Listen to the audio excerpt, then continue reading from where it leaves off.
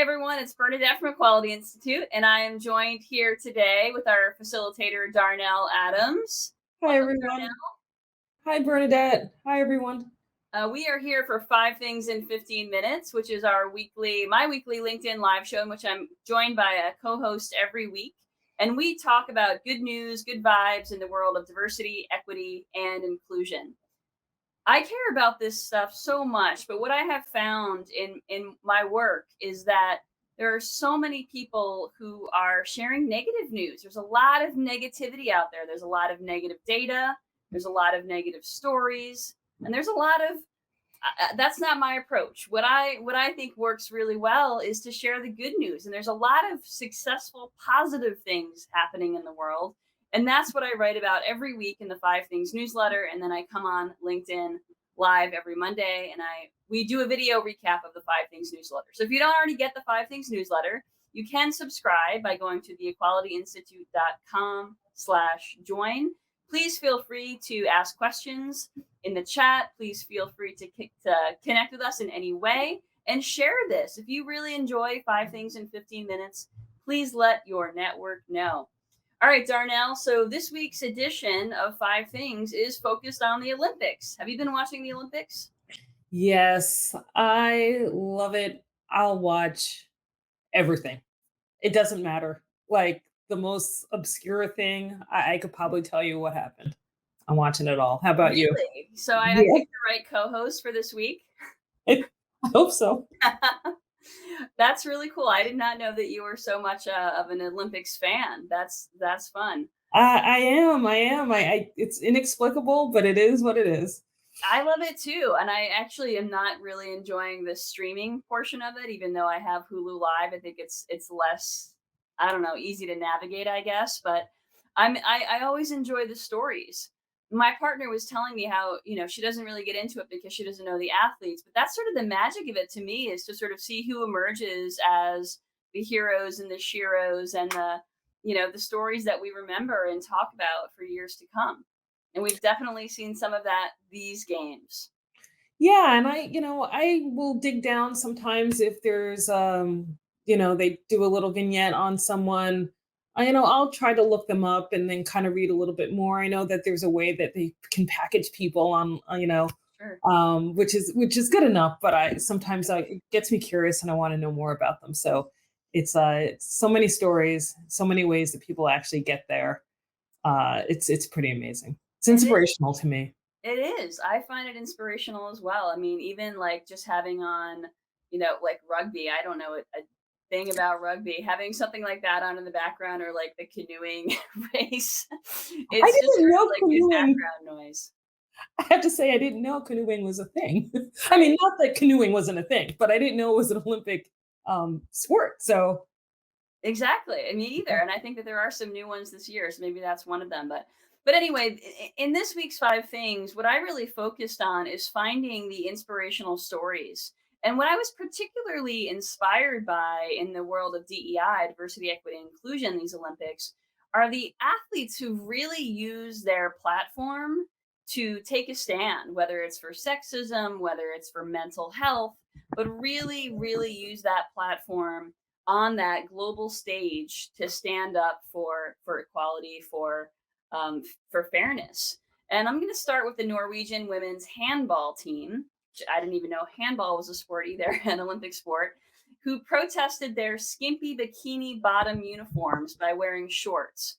So the men's team gets to wear shorts, and the women's team had to wear bikini bottom uniforms that had a close fit and cut at an upward angle toward the top of the leg. They instead wore kind of tight fitted shorts, longer shorts. So I mean, they stood up and they said this is not acceptable, and I think it's fantastic. yeah, and as a now aging athlete, really started thinking about, like, why could it be? Is there some kinda athletic reason why this cut would be helpful in any way? That's clearly not the case. And it's perplexing in so many ways. Also, that I kind of look at all the ways in which women's sports in terms of clothing and athletes have been um, kind of unduly judged in many ways. Either whether they're saying it's not appropriate enough because it's not enough fabric, or the other way around where it's too much fabric. It's almost in a way completely arbitrary. Also doesn't seem to be pointing to what the athletes are saying what they need, right? It's like coming from some other judging body that decides for these women athletes what's appropriate for the sport. It's infuriating, makes no sense, unless it has a have you been able to dig down in any way to understand why it would be this way? No, it's just a complete double standard. Yeah. There's there's no, I mean, I am not an aging athlete. I'm aging, but I'm not an athlete. Um, so I did not do any exploring, but I think it's simply a double standard, and that's that. And these women said, "Hey, that is not acceptable. That is not the it's just not fair." And I think that's really powerful. Yeah, I mean, I think there's the disbelief, so I'm like, maybe Bernadette's come up with some reason No, outside of just, yeah, pure double standard. But also again, like I said, that kind of, you have some sports that are saying, "Hey, what you're wearing, literally, that's too revealing." And then you have some that are saying too much clothing, and all the ways in which, again, who are the ones who are judging this? exactly. Um, I mean, I it, think that's it's sort of the question overall. Who are the ones that are judging this? yeah, yeah, The it's the ugh. International Olympic Committee is very, very, very homogeneous. And there are, I think maybe about a third of them are women. So, and I suspect those women do not have a lot of influence. Well, and if they did, it would be disappointing in the ways that some of these judgments are coming out, and I do hope um, that kind of the increased awareness and also the ability for athletes to be able to reach out in ways that they haven't before, right? To be able to tell their own stories through social media, etc. And also the proliferation of different kind of media outlets that will kind of bring some of these things to light, because this is not new, right? This has been going on for quite some time. But now there's a way that athletes can actually tell their own stories, and all of us can just say, "Well, what are you Exactly. doing? What are we Exactly. doing here?" Exactly. All right. Similarly, the German women's gymnastics team wore unitards instead of leotards as part of their performance. Now, unitards are actually allowed, but they're sort of frowned upon. Certainly not the default. It's the exception rather than the rule. But the athletes protested the sort of the standard of the leotard, specifically by saying that they think that the sport is overly sexualizes women. And I think we saw a really powerful example of that, kind of in a related way with the U.S. women's gymnastics team Larry Nassar scandal. And obviously, a lot of things went wrong there, but again, German team using their voices, using their power, to make it right and to do what they think is appropriate. Yeah, so many things here So many with things. that. We don't have to go So down the rabbit hole. We only have 15 minutes. So, exactly. So all right, I'll take next the 15 story. seconds and say, thumbs up on the unitards if that's what the athletes, prefer to wear. I'm all about it. Frown upon for what reason? Again, some double standards there. And in many ways, I think about with there's so many things that go on in terms of gymnastics, but I've always thought perplexing to me to the extent that the women athletes are also judged in many ways for grace and and they're doing these grueling, excruciating things, but are supposed to smile while doing it, right? There's this way, like this effortless manner in which it's supposed to look like. Whereas for male gymnastics, it's about strength and it's about balance and it's about like their actual athletic ability, right? Where the women athletes, it has to be athletic ability and smile while you're doing it and And look I think pretty while you're doing it. and that's actually a great segue to Simone Biles, because that's Mm, certainly probably the biggest story of the Olympic Games is sure. Simone Biles, the world's greatest gymnast ever, removed herself from a number of competitions. She's doing one more. She's doing the balance beam, but because she's been struggling mentally. She's having a hard time, and she was really honest about that, and the reaction has been very, very mixed. But I think it's incredibly powerful that she was willing to admit what was wrong and to put herself first, put her mental health first, model that for others. I mean, she was expected to clean up with gold medals. And she just decided, you know what, I need to put myself first. And that's absolutely inspiring for young athletes, similar to what Naomi Osaka did earlier this year with Mhm. the French Open with the media. So, really, really great segue there, Darnell. And I think that Simone, who leads with strength and grace, but strength, probably is getting seeing some double standards herself. Yeah, it's first of all, the best gymnast of all time, period, right? So there's nothing else really in the sport needs to be accomplished or done in order to have that title. There's the moves that are named after her. There is no one else on this planet that can do them, right? So nothing to prove in many ways in terms of athletics. And then in terms of like, but if you think about this the sport itself, there is like physical danger involved.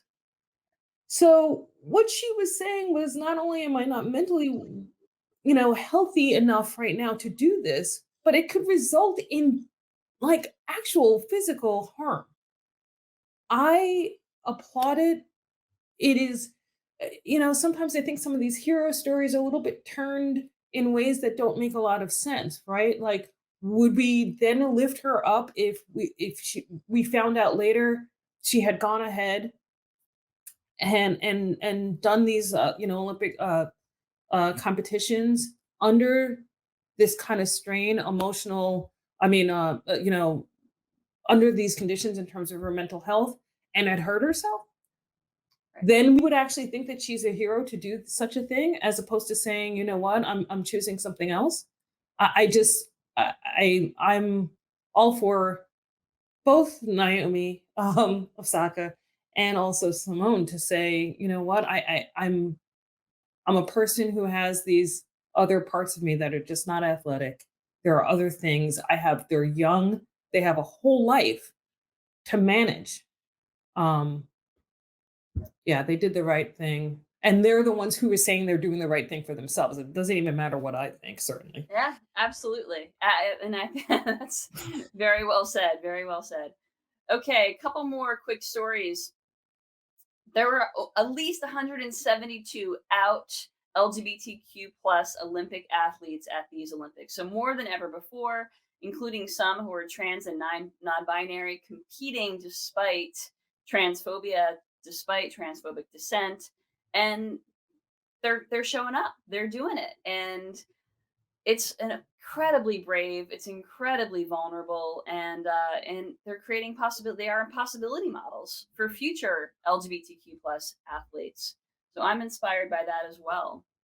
Just the representation. Yeah, yeah. And I remember and kind of call myself out a little bit with age. The scandal of when Greg Louganis was, kind of out and outed, and the scandal of it, and just like, have we totally turned a corner where this is not a story anymore? It's just like any other, kind of attribute of a person that brings their whole selves to a competition, and you're just celebrating them. No, I don't think we're quite there, but we're certainly not where we were before. And kind of any movement towards kind of more inclusiveness, more ways in which all of us can just live out our full humanity with dignity. Yeah, I'm about it. Absolutely. It's great. Okay, last story this week is about runner Allison Felix, who, in conjunction with Athleta, are providing $200,000 in grants to Olympic athletes who are moms. So these grants are for things like childcare, summer camps for sitters, and flights for family members who can step in as caregivers. So in this case, some of these folks weren't able to attend. Some of these folks weren't able to have extra support because of COVID restrictions, but now they're able to get some support, financial support, to be able to have care provided locally, which is amazing. And I think that it's just showing that there's no one way to be an athlete. You can be an athlete and be a mom. You can have it all, right? And I'm really inspired, really inspired by this. And again, it's all about possibility models and not having to choose folks not having to choose which part of their identity to lead with. Yeah, and I think, it goes beyond just saying, "Hey, we support all athletes and we support moms and and then there's no actual real mechanism in which people are being supported, right? This is like kind of not just saying the words, but actually having a concrete way in which people can participate equally. And yeah, it's pretty amazing. Yay.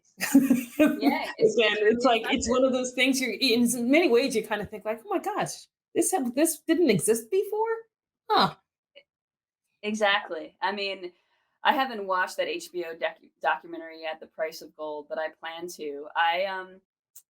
But I do know, some of these athletes are working around the clock Yep. and they do not have a lot of financial support, especially for sports that are not track and field and gymnastics. Exactly. They are working really hard to just pay to be able to train and compete in addition to their day job. So, anyway, props to all the athletes, props to the folks really taking a stand, stepping up for inclusion, stepping up for equal rights. It's really impressive, and thank you so much, Darnell, for joining me for this conversation today. And That's what I get. to everyone watching, thanks for all you do to build an inclusive world. Please join Five Things next week. Subscribe to the newsletter and share this. All right, have a great week, everyone. Take care. Bye Bye. everyone.